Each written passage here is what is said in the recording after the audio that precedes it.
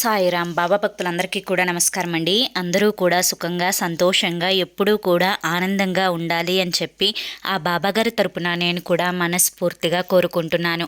ఈరోజు బాబాగారు అందించే సందేశం ఏంటి అంటే కనుక, తల్లి నేనిస్తున్న శుక్రవారపు ఎరుపు రంగు చీర వద్దనకుండా స్వీకరించు, తాకిన అరగంటలోపే ఊహ కందని వార్త వింటావమ్మా అని చెప్పి ఏదో ఒక తెలియని సందేశాన్ని ఈరోజు బాబాగారు మనకి అందించడానికి మన ముందుకు వచ్చారండి.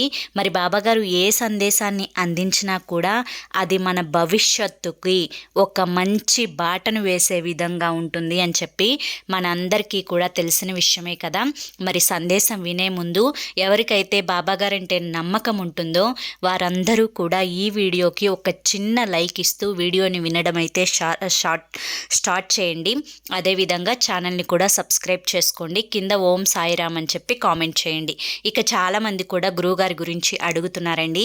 అక్క, ఎన్నో రకాల తీరని సమస్యలతో మేము సతమతమైపోతున్నాము, గురువుగారి నెంబర్ చెప్పండి అక్క అని చెప్పి అడుగుతున్నారండి. శ్రీ షిరిడి సాయిబాబా ఆశీస్సులతో జ్యోతిష్యం చెప్పబడును. గురూజీ శివరామరాజు గారు. Phone number 9959422552. మీరు ఇప్పటి వరకు ఎన్నో చోట్ల జ్యోతిష్యం చెప్పించుకొని మీ జీవితాలలో మీ సమస్యలు ఏవైతే తీరాలి అనుకుని ఉంటారో అవి తీరక ఇబ్బంది పడిపోయి ఉంటారు. కానీ ఒక్కసారి నమ్మకంతో ఈ గురువు గారిని కాంటాక్ట్ అవ్వండి. మీ సమస్యలు ఏవైనా కానివ్వండి, ప్రేమ, పెళ్ళి, ఉద్యోగం, రాజకీయం, సంతానం లేక ఇబ్బంది పడుతున్న, భార్యాభర్తల మధ్య గొడవలున్నా, అప్పుల బాధలున్నా, ఇలా ఎటువంటి సమస్యలైనా కానీ ఆ సమస్యలకు తగిన పూజలు చేసి గురువుగారు పరిష్కారాన్ని చూపిస్తారు. ఈ గురువుగారు చెప్పింది చెప్పినట్లు 100% జరుగుతుంది. నమ్మకంతో కాంటాక్ట్ అవ్వండి. మాకు ఎటువంటి సమస్యలున్నా ఈ గురువుగారే పరిష్కరిస్తారు. ఇక బాబాగారి సందేశం విషయానికి వస్తే, తల్లి ఈ శుక్రవారం రోజు నా మీద నమ్మకంతో ఈ ఎరుపు రంగు చీరను స్వీకరించు అని చెప్పి అంటున్నారంటే అసలు ఎందుకు అంటున్నారు? ఏ సందేశాన్ని బాబాగారు మనకి వినిపించాలి అనుకుంటున్నారు? ఏ సందేశం ఇప్పుడు మన జీవితానికి ఒక ఆయుధంలో ఉపయోగపడుతుంది? ఇదంతా కూడా తెలుసుకోవాలి అనుకుంటే కనుక ఈ చిన్న కథ అనేది తప్పకుండా ప్రతి ఒక్కరూ కూడా తెలుసుకోవాలి. ఈ కథని పూర్తిగా వింటేనే బాబాగారి యొక్క సందేశంలో ఉండే ఆంతర్యం ఏంటో, అది మన భవిష్యత్తుకు ఏ రకంగా ఉపయోగపడుతుందో మీకు పూర్తిగా అర్థమవుతుంది. ఒక ఊర్లో ఒక అమ్మ నాన్న, వాళ్ళిద్దరికీ 3 బిడ్డలున్నారనమాట. 2 అమ్మాయిలు, ఒక బాబు. అమ్మాయికి వచ్చేసేసి ఒక 11 సంవత్సరాలు ఒక అమ్మాయికి, 13 సంవత్సరాలు ఒక అమ్మాయికి, బాబుకేమో 2.5 సంవత్సరాలు ఉంటాయి. అయితే వారందరూ కూడా చాలా సంతోషంగా ఉంటారు. ఒకరోజు నాన్న ఆఫీస్కి వెళ్ళిపోతాడు. అమ్మ ఏదో పని ఉండి బయటికి వెళ్తుంది. ఇక తమ్ముడిని చూసుకోమని చెప్పి వాళ్ళిద్దరు అక్కలకి కూడా అమ్మ అప్పచెప్పి తమ్ముడిని వెళ్తుందనమాట. అయితే ఇక వీరిద్దరూ కూడా అమ్మ నాన్న చెప్పిన మాట వినాలి అన్న ఉద్దేశంతో, తమ్ముడిని ఆడిపించాలి అన్న ప్రేమతోటి ఇద్దరూ కూడా ఆటలాడటం మొదలు పెడతారు. చిన్న చిన్న గురుగులు పెట్టుకుంటారు, అన్నం కూరలు వండుతారు. అంటే అదంతా కూడా ఆట అనమాట. యాక్టింగ్ చేస్తారు ఆటలో. చిన్నపిల్లలప్పుడు మనం వండుకునే వాళ్ళం కదా, అలా అన్నమాట. అయితే ఇక వారిద్దరూ కూడా అన్నం వండుతున్నట్లుగా, కూర వండుతున్నట్లుగా యాక్టింగ్ చేస్తారు. ఆ చిన్న బాబు, 2.5 సంవత్సరాల బాబు ఎవరైతే ఉన్నాడో ఆ బాబేమో ఆ వండిన అన్నాన్ని తింటున్నట్టుగా యాక్టింగ్ చేస్తాడనమాట. ఇలా ఒక గంట సేపు ఆడుకుంటారు. గంట తర్వాత ఆట బోర్ కొడుతుంది. ఇక వేరే ఆట ఏదన్నా ఆడదాము అని చెప్పి అనుకొని ఇక 2 బొమ్మలు ఉంటాయి వారి దగ్గర. అమ్మాయి బొమ్మ, అబ్బాయి బొమ్మ ఉంటుందన్నమాట. ఇక అబ్బాయికేమో పెళ్ళి కొడుకు వేషం వేస్తారు. అమ్మాయికేమో, అంటే ఆ బొమ్మలకి, అమ్మాయి బొమ్మకేమో చీర కట్టాలి అని చెప్పి అక్కడక్కడ వెతుకుతారు. పెళ్ళి కూతురు అంటే చాలా చక్కగా కనిపించాలి కదా, అందుకని ఆ బొమ్మకి చాలా అందమైన చీర కట్టాలి అనుకుంటారు. ఇక తమ్ముడికి చెప్తారు, అరే అమ్మ గదిలోకి వెళ్ళి పెట్టెలో ఒక చీర తీసుకురాపోరా అని చెప్పి చెప్తారు. ఆ బాబు చిన్నోడు కదా, వాడు చిన్నగా నడుచుకుంటూ అమ్మగదిలోకి వెళ్తాడు. ఎక్కడా కూడా చీర కనిపించదు. వచ్చి తన చిన్న సైగలతో లేదు అని చెప్పి సైగ చేస్తూ అక్కలకి చెప్తాడు, అరే పెట్టెలో చూడమని చెప్పాను కదా, పెట్టెలో ఉంటుంది చూడు అని చెప్పి చెప్తారనమాట. ఇక ఆ బాబు నడుచుకుంటూ వెళ్ళి పెట్టెని తెరిచి ఆ పెట్టెలో పైన ఏ చీర కనపడితే ఆ చీర తీసుకొని వచ్చి వాళ్ళకి ఇస్తాడు. ఆ చీరని ముక్కలు ముక్కలుగా కట్ చేసుకొని దాన్ని చీరలాగా చుట్టి, జాకెట్ లాగా చుట్టి, చున్నీలాగా చుట్టి, ఆ తలకేమో ఆ రాణులు పెళ్ళికూతురులు వేసుకుంటారు కదా, చున్నీ తల మీద నుంచి కింద వరకు అలా తయారు చేసి ఆ చీరనంతా కూడా కట్ చేసి ఆగమాగం చేస్తారు. ఇంతకీ ఆ చీర అమ్మ పెళ్లి చీర. ఆ అమ్మకి కూడా వాళ్ళమ్మ ఇచ్చిన పెళ్లి చీర అనమాట. ఆ చీర అంటే అమ్మకి చాలా ఇష్టం, ఎంతో ప్రేమగా. వాళ్ళమ్మ చనిపోతుంది, వాళ్ళమ్మ చనిపోయినందుకు ఆ అమ్మ ఇచ్చిన చీరను ఎప్పుడూ కూడా ఒక జ్ఞాపకార్థంగా ఉంచుకోవాలి అన్న ఆశతోటి అమ్మ ఆ చీరను చాలా జాగ్రత్తగా పెట్టెలో భద్రపరుచుకుంటుందన్నమాట. ఇక అమ్మ ఇంటికి వస్తుంది. ఇంటికి వచ్చేసరికి ఆ చీరను చూస్తుంది. కట్ చేసిన ఆ చీర ముక్కలు అక్కడక్కడ కనిపించేసరికి అమ్మకి విపరీతమైన కోపం వస్తుందన్నమాట. ఎందుకంటే అమ్మకి ఆ చీర చాలా ఇష్టం. ఇందాక చెప్పినట్లుగా వాళ్ళ అమ్మకి జ్ఞాపకార్థంగా ఆ చీరను దాచిపెట్టుకుంది. ఇక వాళ్ళిద్దరు అక్కల్ని కూడా అరవటం స్టార్ట్ చేస్తుంది. చాలా గొడవ పెడుతుందన్నమాట. చీర ఎవరు కట్ చేశారు, పని పాట లేదా మీకు, అమ్మ అబ్బాయిని చూసుకోమని చెప్పి అప్పచెప్పి వెళ్తే చీరను నాశనం చేసి పెట్టారు, అలా ఇలా అని చెప్పి ఇష్టం వచ్చినట్లుగా తిడుతుంది. ఇక ఆ పిల్లలకి కొంచెం వయసు ఉంటుంది, అంటే కొంచెం పిల్లవాడి మీద పెద్దవాళ్ళు కాబట్టి ఇక అమ్మని ఎలాగైనా కానీ మా మీద ఉన్న కోపాన్ని డైవర్ట్ చేయాలి అన్న ఉద్దేశంతో అమ్మ ఆ చీరను తీసుకొచ్చి ఇచ్చింది తమ్ముడే, కట్ చేసింది కూడా తమ్ముడే, అంటే మాది ఏ తప్పు లేదు, తమ్ముడిదే తప్పంతా అని చెప్పి తమ్ముడి మీద తప్పంతా కూడా తోసేస్తారనమాట. ఇక ఆ యొక్క కోపాన్ని మొత్తాన్ని కూడా ఆ ఇద్దరు ఆడపిల్లల మీద నుంచి తమ్ముడి మీదకి డైవర్ట్ చేస్తుందన్నమాట. ఇక వాడికి ఏంటంటే ఎదురు సమాధానం చెప్పేంత వయసు లేదు కాబట్టి వాళ్ళమ్మ ఏది తిడుతున్నా కూడా సైలెంట్గా వింటూ పక్కకు వెళ్ళి పాపం కుళ్ళి ఏడ్చుకుంటాడనమాట. ఇక అమ్మకి ఒక 2-3 గంటల తర్వాత కోపం తగ్గిపోయి కూల్ అయిపోయిన తర్వాత ఆ చిన్న బాబు దగ్గరికి వచ్చి, సారీ నాన్న, అనవసరంగా నిన్ను తిట్టాను, అలా నిన్ను తిట్టకుండా ఉండాల్సింది. నాకు చీర అంటే అంత అభిమానం, అంత ప్రేమ ఎందుకంటే అది నా పెళ్లి చీర, మా అమ్మ ఇచ్చిన చీర. మా అమ్మ ఎటు ఈ లోకంలో లేదు, అమ్మకి గుర్తుగా దాన్ని దాచిపెట్టుకున్నాను నాన్న. అయినా ఇప్పుడు నాకు అది ఇంపార్టెంట్ ఏం కాదు, నాకు నువ్వు ఇంపార్టెంటు, నువ్వు బాధపడకు, నువ్వు సంతోషంగా ఉండు అని చెప్పి కాసేపటికి కొడుకునెళ్ళి ముద్దు చేసి గారాన్ని చేసి కూల్ చేస్తుందన్నమాట. ఇక ఇదే ఆ బాబు మనసులో పెట్టుకుంటాడు. ఆ పిల్లలు కూడా కొంచెం కొంచెంగా పెద్దోళ్ళు అయిపోతారు. ఇద్దరు పిల్లలకి కూడా పెళ్ళీడు వస్తుందన్నమాట. కొన్నాళ్ళకి వాళ్ళ నాన్న అనారోగ్యంతో చనిపోతాడు. ఇద్దరు ఆడపిల్లలకి ఎంతో కష్టపడి కాస్తో కూస్తో ఆస్తి ఉంటే ఆస్తి ఇచ్చి పెద్దమ్మాయికైతే పెళ్లి చేస్తుంది. పెద్దమ్మాయి సెటిల్ అయిపోతుంది అనమాట. ఇక మళ్ళీ 2 సంవత్సరాల గ్యాప్ తోటి చిన్నమ్మాయికి కూడా పెళ్లి చేస్తుంది. ఇక చిన్నమ్మాయి పని కూడా అయిపోతుందన్నమాట. ఇక కొడుకు కూడా, అంటే ఆ చిన్న బాబు 2.5 సంవత్సరాల బాబు ఎవరైతే ఉన్నాడో ఆ బాబుకు కూడా 24 సంవత్సరాలు వస్తాయి. ఆ బాబు మంచిగా చదువుకుంటాడు, ఒక మంచి జాబ్ కూడా తెచ్చుకుంటాడు. జాబ్ వచ్చిన తర్వాత ఆ బాబుకి చిన్నప్పటి నుంచి ఒక్కటే ఫీలింగ్ ఏంటి అంటే, అమ్మ చీర నేను చింపేశాను, అమ్మ ఎలాగైనా కానీ మంచి చీర కొనిపించాలి నా డబ్బుతో అని చెప్పి ఒక డ్రీమ్ అనమాట. ఆ బాబుకు ఒక కోరిక. అయితే తనకి ఫస్ట్ శాలరీ అంటే మొదటి జీతం వస్తుంది. ఆ జీతంతో చక్కగా ఒక షాప్కి వెళ్తాడు.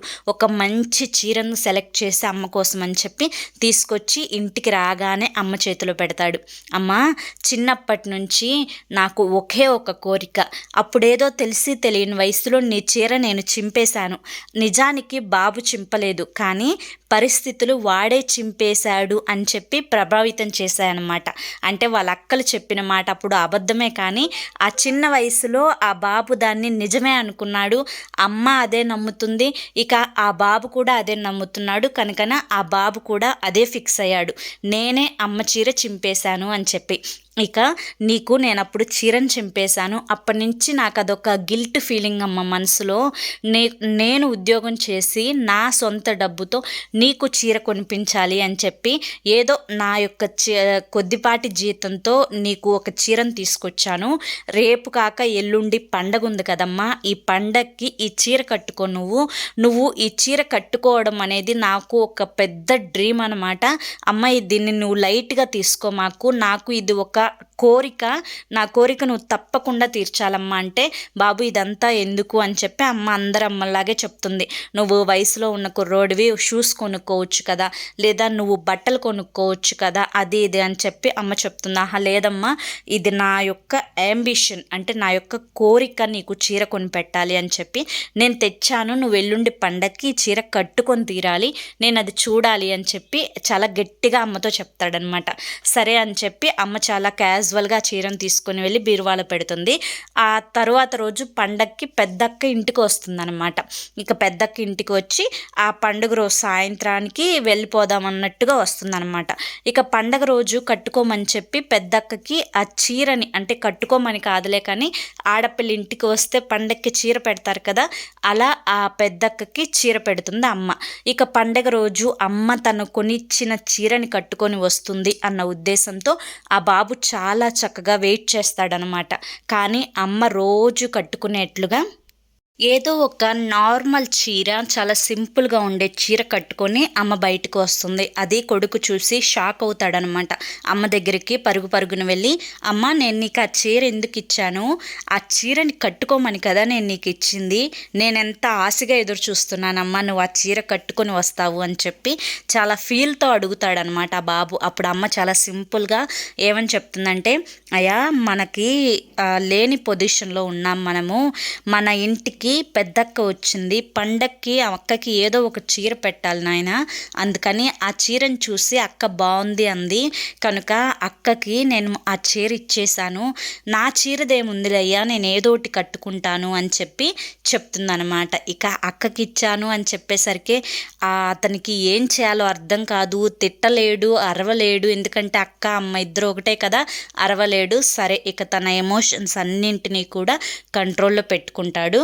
కొద్ది రోజులకి ఏమవుతుందంటే అమ్మకి మరొక చీర తీసుకొస్తాడు. అంటే వెంటనే తెచ్చిచ్చే అంత శాలరీ తనకు రాదు, కానీ ఏదో కొన్ని డబ్బులు పోగు చేసుకుని ఒక 3 నెలలకి మళ్ళీ చీరను తీసుకొని ఇస్తాడనమాట. అమ్మ ఫస్ట్ సారి నువ్వెటు పండక్కి అక్కకి పెట్టానన్నావు, ఈసారి అలా చేయకూడదమ్మా, నేను చాలా మంచి చీర నీకోసం అని చెప్పి నేను తెచ్చాను, నీకు చెప్పాను కదా చిన్నప్పుడు నీ చీరను నేను పాడు చేశానమ్మా, దానికి నేను ఇప్పటికి ఈ రోజుకి కూడా నేను బాధపడుతూనే ఉన్నాను, ఈ చీర కట్టుకుంటేనే నేను అన్ని సంవత్సరాల నుంచి అనుభవిస్తున్న ఆ బాధ ఏదైతే ఉందో ఆ బాధ నాలో నుంచి పూర్తిగా వెళ్ళిపోతుంది, నువ్వు ఈ చీర కట్టుకోమ్మా ఈసారైనా కానీ అని చెప్పి చీరను తీసుకొని అమ్మకి ఇస్తాడు. మళ్ళీ 3 నెలల తర్వాత అమ్మ సరే బాబు అని చెప్పి చీరను తీసుకొని వెళ్ళి లోపల పెట్టుకుంటుంది.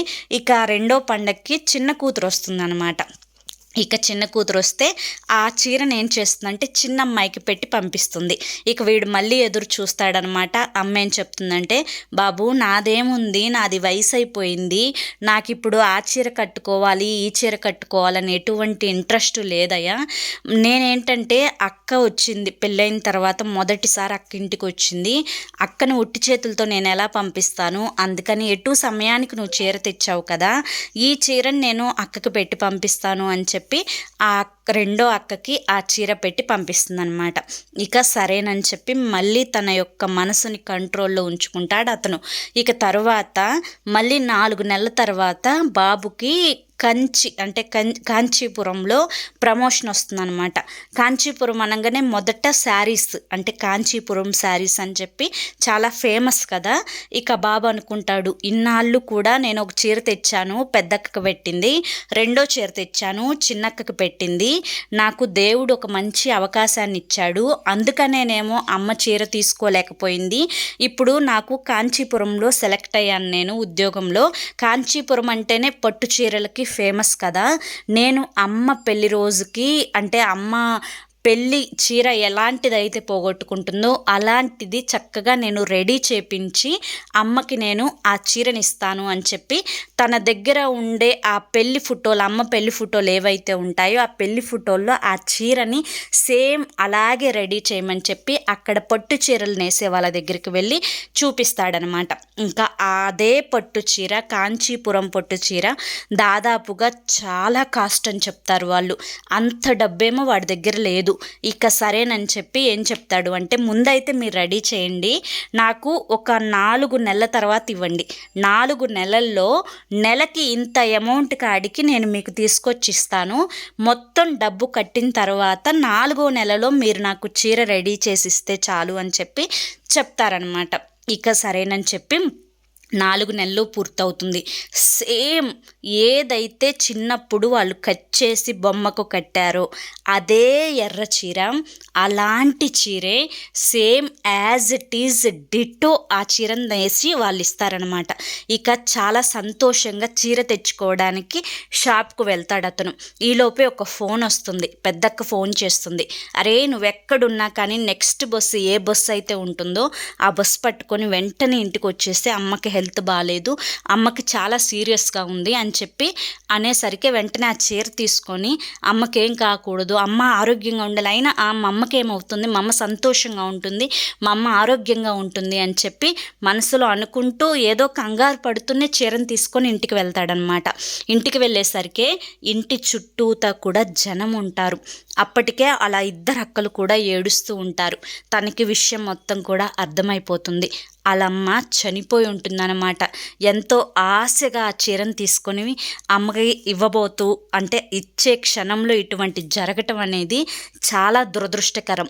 అటువంటప్పుడు ఆ పక్కన ఇంటి పక్క నుండి ఒక ఆంటీ లెటర్ తీసుకొని ఇచ్చి ఆ బాబుకి ఇస్తుంది. బాబు నువ్వు వచ్చిన తర్వాత మీ అమ్మ నీకు ఈ ఉత్తరం అందజేయమని చెప్పింది అని చెప్పి ఆ ఉత్తరం తీసుకొచ్చి ఆ అబ్బాయికి ఇస్తుందన్నమాట. ఆ ఉత్తరంలో ఏం రాసిందంటే, అయ్యా నేను నాకు ఊహ తెలిసిన దగ్గర నుంచి ఎన్నో కష్టాలు పడ్డాను.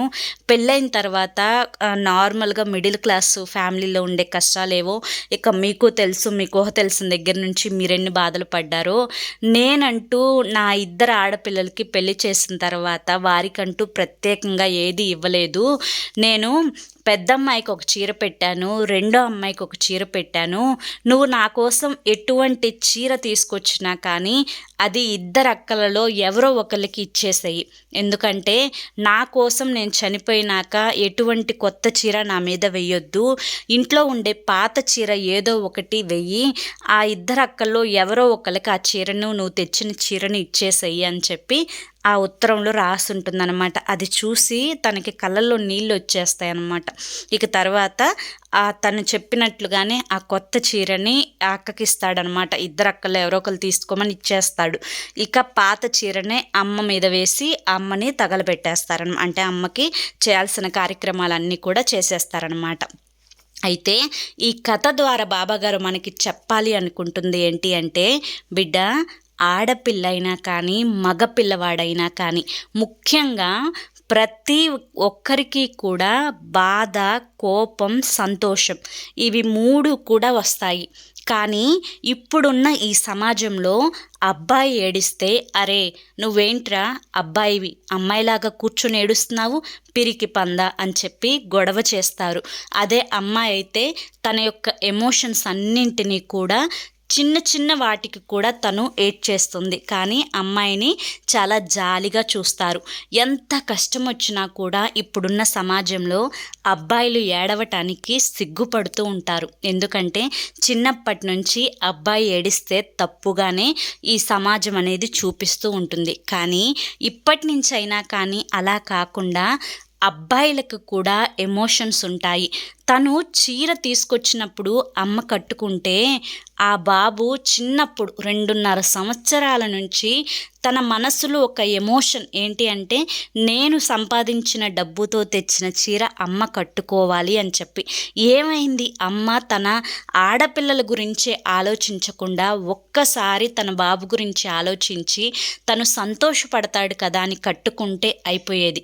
తను ఒక 2-3 సార్లు కట్టుకున్న తర్వాత అమ్మాయిలకి ఇచ్చినా కూడా అయిపోయేది. కానీ తన యొక్క డ్రీమ్ ఏదైతే ఉందో ఆ డ్రీమ్ని అమ్మ అర్థం చేసుకోలేకపోయింది. అమ్మాయిలను మాత్రమే ఎక్కువగా అర్థం చేసుకుంటూ ఉంటుంది. అది తప్పని కాదు, కానీ అమ్మాయిల మెంటాలిటీ 2 విషయాలలో చాలా వీక్గా ఉంటారు. ఏంటి అంటే, ఏదైనా కానీ పుట్టింటి నుంచి అత్తింటికి పంపించిన అమ్మాయి మీద తల్లికి ఎప్పుడూ కూడా ఎక్కువ ప్రేమ అనేది ఉంటుంది.